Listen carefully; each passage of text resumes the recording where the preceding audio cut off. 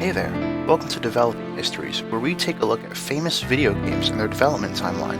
My name is Shane, and I hope you have a good time listening. Today's topic is The Legend of Zelda, Ocarina of Time, Nintendo 64. Ocarina of Time is often considered one of the best video games of all time, as it set the standard for action-adventure games for years to come. But how did this game come to be? Ocarina of Time began development sometime in 1995 and was shown as a short tech demo at Nintendo Space World that November. Nintendo Space World was a yearly event similar to E3. In this demo, we see a rather short Link fighting a very reflective knight. Despite running in real time, there is no actual gameplay in this demo. The world would not see any more footage of the game for nearly a year. Behind closed doors, the developers experimented with a variety of gameplay styles. One such idea was to have the game be in first person, only switching to third person when in battle. According to the developers, this wasn't visually interesting enough to fully flesh out, so it was quickly abandoned. In October of 1996, a second trailer was released. For the first time, the world got to see actual gameplay. Link, who is now much taller, can be seen running around a mountain, a dungeon, and a darkly lit town, as well as fighting skeleton enemies called Stalfos. The dungeon shown here is actually a recreation of the Eagle Dungeon from The Legend of Zelda for the NES. In addition to this, the UI only has the A and B buttons, much like the NES game. This stage of development is referred to as the A and B era, and there are 5 stages in total. At this point in development, the game was intended to release on the Nintendo 64 disk drive, and would have made use of the increased processing power to make permanent changes to the world. Cut trees would remain cut for the rest of the game, footprints would stay until the wind blew them away, and picked flowers would have eventually grown back. In January of 1997, more screenshots of this development stage were released. The town finally has a sky, and the first human NPC can be seen. Several other images show Link in the mountains, as well as fighting more Stalfos. April of 1997 shows more significant changes, with Link finally getting pants, as well as a new shield. The previous design was simply a Triforce emblem with a pair of wings below it, while the newer design is somewhat closer to the Hylian shield in the final build. This also marks the first appearance of Navi, Link's fairy companion. In an interview, developer Toru Osawa stated that Navi was created when the concept of Z-targeting was introduced. While watching a ninja show, the lead character was surrounded by ninjas. One of them lashed out with a chain, the protagonist caught it. This led them to circle around each other while doing battle.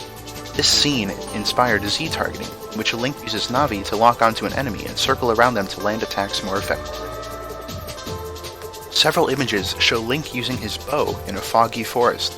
For the longest time, this was assumed to be an early version of the Lost Woods, though thanks to some data recovered in July of 2020, this is now known to be the earliest appearance of Hyrule Field. It seems that in this point of development, Hyrule was an open world, something that wouldn't be fully realized until The Legend of Zelda Breath of the Wild in 2017. Other areas seen at this time include Dodongo's Cavern, Lake Hylia, and Ganon's Tower. The NPC seen in January makes another appearance at Lake Hylia, this time dressed in green. May of 1997 brought with it the A and C stage of development. The UI now features the A and C buttons rather than A and B. Link can be seen wielding a large black katana in addition to his regular brown sword. While there are some landscapes from April visible, there are also some new locations introduced. The Great Deku Tree can be seen, with a noticeably red nose. Shafts of light can be seen coming through his branches, something that can be seen in concept art, but not the final game. Lon Lon Ranch makes its first appearance, though not much can be seen except the stable.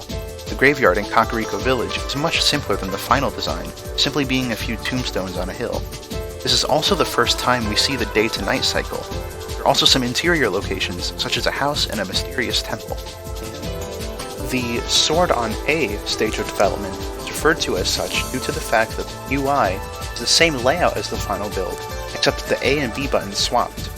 It's at this point in August of 1997 that we finally see a boss battle in action. The first boss, Goma, is surprisingly the same as the final game. The only difference is that Link fights her as an adult rather than a child.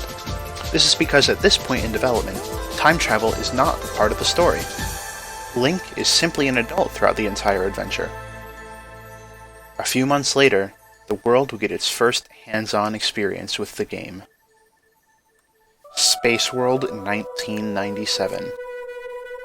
Nintendo reveals the title of the game to be The Legend of Zelda: Ocarina of Time, and attendees are able to play a demo. This demo featured Kokiri Forest and the Great Deku Tree, Death Mountain and Dodongo's Cavern, a Hyrule Castle Town, Hyrule Field, a special course, and a battle against 2 Stalfos. In addition, this is also our first look at Child Link. There's a lot to unpack here, so let's do it bit by bit. Kokiri Forest is relatively the same as the final build, though there is a fence blocking off half of the village. These fences appear in several areas to prevent Space World attendees from accessing incomplete parts of the game. The Great Deku Tree is where things get interesting. The entire dungeon was redesigned for the final game. Rather than breaking a web to go below the tree, the dungeon is a massive indoor tower. An early script for the game reveals that Link was meant to rescue fairies throughout the dungeon, and remnants of this idea can be seen with multiple identical rooms. For the demo, these rooms have chests filled with generic items, though it is likely that these once held the trapped fairies. After climbing the tower, Link would have to jump back down to fight Goma. Death Mountain, much like Kokiri Forest, is very similar to the final game. A key difference here is that the entrance to Goron City is missing. This is also our first look at the Gorons, who are a bit more chunky in design. Like the Deku Tree, Dodongo's Cavern was redesigned for the final release. What is interesting, however, is that many of the rooms were kept largely the same. Link winds his way through the first floor and lowers a stairway to the second floor. The second floor is interesting, as none of it resembles the final dungeon. Link dodges flamethrowers to grab the bomb bag, and ducks under boulders to grab the map. Once the giant Dodongo head in the main chamber is open, Link enters the fight against King Dodongo. Hyrule Castle and the Castle Town are interesting, as the general idea for the layout is there, just not refined enough. The path leading to the castle is really short, and the guards don't throw Link out when he's spotted. The town has many NPCs walking around, something that almost never happens in the final. At this point, the Happy Mask Shop is just a normal house. The early script mentions hotels throughout Hyrule, so it's very possible that this building was one of them. Hyrule Field is much larger than the final game, with many wild horses running around. Many of the exits to other areas are incomplete, so they're blocked by fences. There really isn't much else to say about this area. The special course is actually the Gerudo training ground, though rather than being an interconnected dungeon, each door leads to an isolated set of rooms. The most interesting part is that the race against Dante the Gravekeeper from Kakariko Village instead takes place in this early dungeon. Lastly, the Stalfos battle is actually the same one that takes place early on in the Forest Temple. This fight was included in the demo to help players understand Z targeting as well as the combat system. The year leading up to the final release is somewhat uneventful, as each new screenshot released to the public is closer and closer to what we eventually got. Finally, in November of 1998, The Legend of Zelda: Ocarina of Time was released, and the rest is history. Thank you very much for joining me on Developing Histories. I've been Shane Davis, and have a great day.